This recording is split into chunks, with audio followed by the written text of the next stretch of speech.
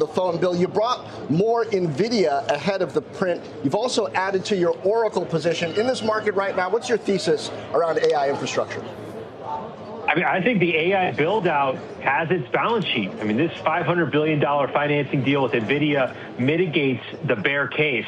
You know, one reason here's three reasons why we're adding to Nvidia right now.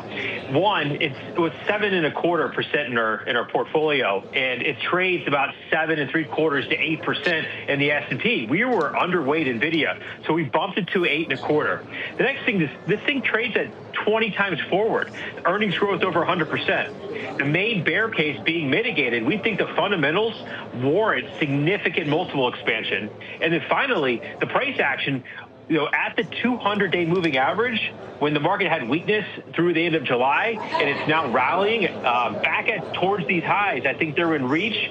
The weekly looks great, and this stock typically can run up into its earnings report. So I expect it to break out, especially with the S&P breaking out to new highs. Oracle, now there is some technical resistance. It's trading to right here 155 to 165, but I'm excited about the NeoCloud story, and there really is no better NeoCloud than Oracle. They're premier cloud provider, trades at 18 times forward. I think some of the software headwinds, they're mitigated right now, and if AI succeeds, Oracle succeeds. So this is a name we want to increase in our portfolios. There's some leverage issues here too. Steve Weiss, I wonder your take on this, because you were in Nvidia and then you were out. I don't know what your position is on it now, but I know you were hot recently on Meta, and Meta has become not exactly a NeoCloud play, but they've been talking about selling some of their capacity down the line. They've started playing in this open weights game, which is certainly very much related. What's your reaction to Bill's positioning and thesis here? What are you doing? So on Meta first, so Meta, I've owned that for a long time, too many years to count, but I do trade around it in terms of adding to positions. I don't sell it, but I did add when it got down to it got down to 535. I didn't get it at the bottom. I didn't get it far from the bottom, and that's really quick recovery. In terms of Nvidia, I actually bought Nvidia last week, and the reason I bought it is because it was doing nothing. The semis were moving, it was lagging. I thought it'd be a big trade. I'm undecided if I'll be there for the quarter, because they always report great quarters, they always raise guidance, and guess what? The stock usually trades off because you pull forward that demand, to Bill's point, into the quarter. I'll probably stay with half the position in the quarter. I may stay with all of it. But right now, it's been a very good trade for me. I still have Taiwan Semi. It's still a major position, my largest position alongside Meta, actually. And look, all roads go back to Taiwan Semi. Nvidia has a great partnership. And one of the other reasons, you know, this is kind of funny that I got back to Nvidia. There's a podcast called Acquired, which I'd recommend you listen to. And they did the Nvidia story with Jensen Huang from the beginning up to now. They also did Taiwan Semi. So when you really get to know Jensen Huang, not from what we've all seen on CNBC and at his meetings, but how he started and how he's such a gambler with such conviction, and he's always been right. So look, so I thought that inspired me to get back involved as well. Conviction's a good word for him. I do know him a little bit off camera as well as on. Bill, last word to you on this one. How should we think about Nvidia from an investment perspective at this time? Is it like Apple in the smartphone sort of realm and age? Is it like Amazon in e-commerce? Do you hold on to it, or are there times when you just totally sell out? What do you do? I mean, this has been a staple in the top three of our portfolios going all the way back to the end of 2022. And yeah, I think it's something you hold on to. The volatility in the name has been muted. I think it's ready to take that next leg. I think that this news on the $500 billion financing, I think Nvidia is the top beneficiary. And I think they're essentially sort of collateralizing their GPUs. I think this is great for the long-term story. And then I'm extremely bullish on compute. I know Steve has been trading Meta very sharply in the past few weeks. I think Meta is a terrific 2027 story on compute. I think that Oracle is something to capitalize on it. I personally trade the names like Nebius or CoreWeave. I think there's some really great tailwinds behind the compute story that are going to continue into year end. Lots of money flowing into construction of data centers. Bill, thank you. It has been such a fascinating earnings season, and the tech reactions have been pretty much in various different directions. Very strong, very weak, small moves, big moves, we've seen it all. What do you make of the real drivers of sentiment at this stage? Look, I think earnings is really caught up to valuations. I mean, if you think about what we saw from the hyperscalers and then the neo clouds in terms of Nebius, CoreWeave, and others, the monetization phase is starting to happen. And I think that was the validation sign investors needed to see, not just from CapEx, but in terms of enterprises starting to monetize going into now the second, third, fourth derivatives. And I think that's why we continue to see tech higher. That has really been a very, I would almost call it an inflection point in terms of what we're seeing with AI revolution. We were hearing from Chuck Robbins over at Cisco yesterday on the network, and Cisco stock was under pressure despite very large orders placed. It was $4 billion in the quarter from some of the hyperscalers, and he was pointing to these are very large customers, very deep balance sheets that have been making some of the orders. How much stock do we put in that? Because it feels as though if something comes unstuck in what is a very circular nature in this ecosystem, then it could dent the demand story. So how do we think about the orders we see today versus the risks that still lie in the system? Yeah, demand and supply, we estimate it's 13, 14 to 1 for chips. The reality is everyone's lining up when it comes to enterprises. You got to get your space in line relative to the data centers and GPUs, because the use cases, the reality now is that the use cases are starting to multiply across industries. And I think Microsoft sees that from their customers.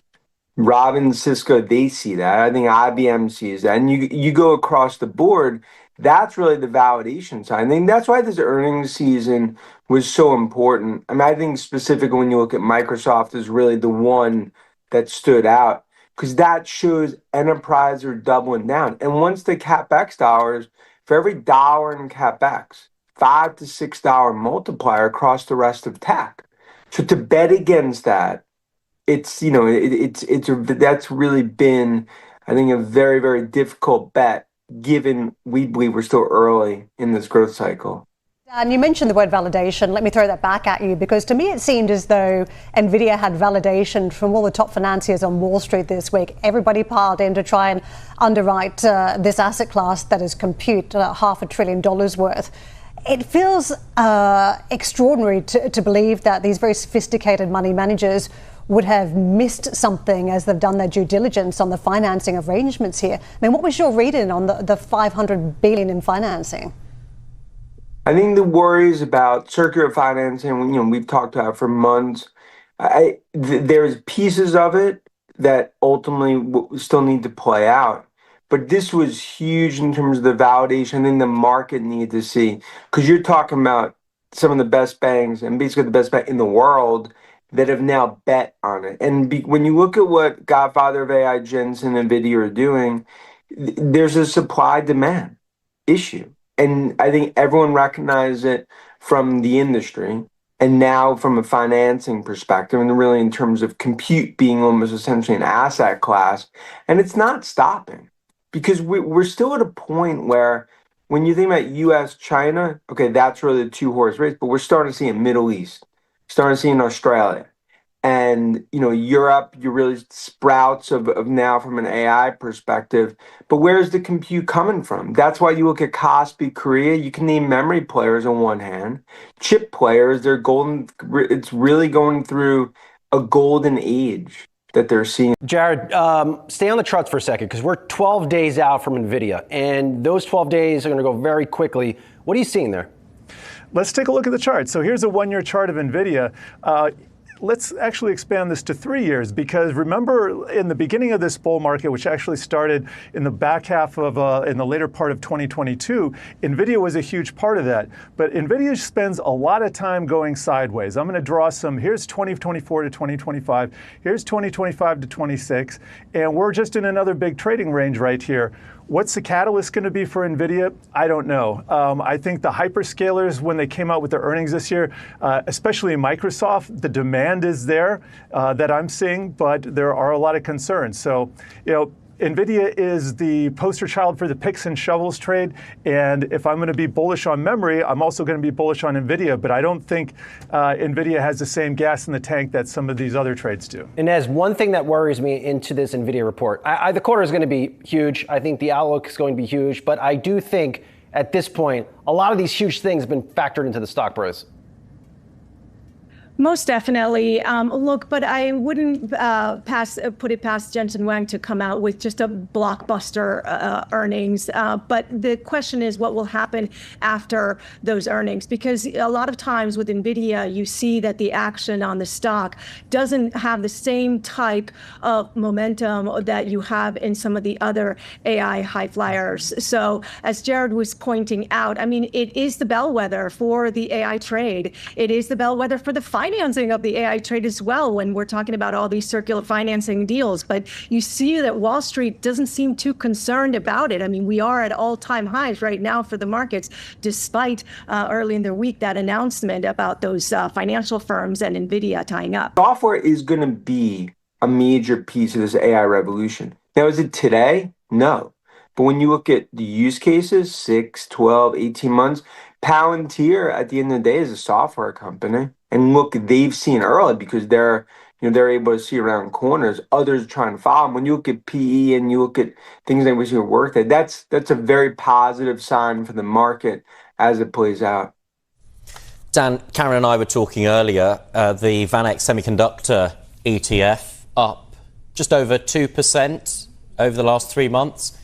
Coffee futures up 13% in that same time. Is our focus in the wrong place? I think the reality is that when you think about where the growth is right now, the market's going to be driven. We could talk about crypto, Fed, commodities. It's going to be driven up or down by tech because it's just the outsized piece that we're seeing from CapEx and the derivatives that are good industrial, energy, and around the world. So yeah, there's clearly other asset classes that need to be extremely focus area here, but it's tech front and center. That's the spotlight on the stage. I think any investors that bet against tech, they're watching this all play out from hibernation mode because they can't see AI in the spreadsheets. Dan, let's pivot to Apple. It has been training a large language model in the Chinese market using Alibaba technology. Is this anything more than Apple fixing its China business where AI has been accelerating very quickly and potentially upending its business model there? Is there something more to this than just a China story? Yeah, I think there is some more because there's a company that essentially for 2 years, they've been lost when it comes to AI. And now finally, with Gemini and with a true AI strategy, they could start to go on the offensive. 20% of iPhones come from China. And when you look at Alibaba, and that's sort of been a back and forth partnership, that's the bet they're going to make. And I think it's half defensive, half offensive in terms of what they're doing. But I think market is starting to finally recognize what Apple is starting to do because on the consumer AI highway, I mean, they're essentially they're going to be a toll collector. Dan, I want to ask you about some of the calls that you've had in the past. You were calling 13K on the NASDAQ this year. We're still a fair way off that. The view from one of our guests earlier was that they did like the NASDAQ as a play still. What's your view? Is 13K still achievable this year? I think the reality is we are still in, call it 10, 15% through the AI revolution. And when you look at tech, especially what we've seen with the earnings season, I think you'll continue to see it as it goes into October and later this year. That's the validation investors want to see because as earnings catch up, you start to look at these stocks that maybe somewhat thought of are expensive, and now they're starting to play catch up, and then derivatives are starting to play out.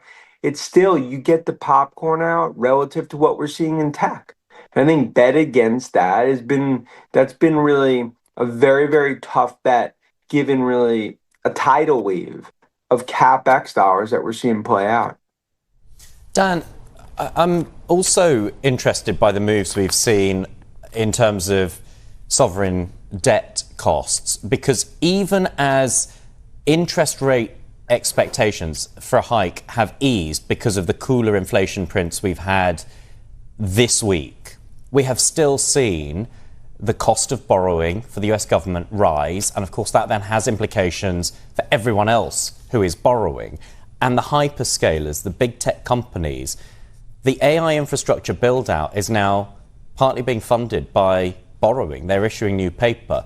How susceptible are those kinds of investments, those massive amounts of capex, to an uptick in the cost of borrowing, the cost of money? Could it throw things off at all, do you think?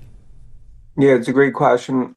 Look, I think it's still small relative to the balance sheets because we're talking about $1 trillion ultimately in capital that they have and generate, call it 300 to 400 billion a year in free cash flow. But you hit inflection points. And when it comes to investors, what they want to see, you need to continue to see the monetization play out. But look, debt, when you look at Oracle as a good example, that was too much for investors to digest. And you saw it reflected in the stock. So I think we're going to continue to see this sort of tug of war play out as these companies look to raise capital as equity or debt, but it's an arms race playing out. And you cannot, in this arms race, just watch it from the stands. Because if you watch it from the stands, you'll essentially miss it. You'll be using your VCR essentially, right? Or typewriter, however you want to think about it. They recognize there's a window. And there's a balance they need to strike relative to the capital raises, what investors are willing to see around the corners.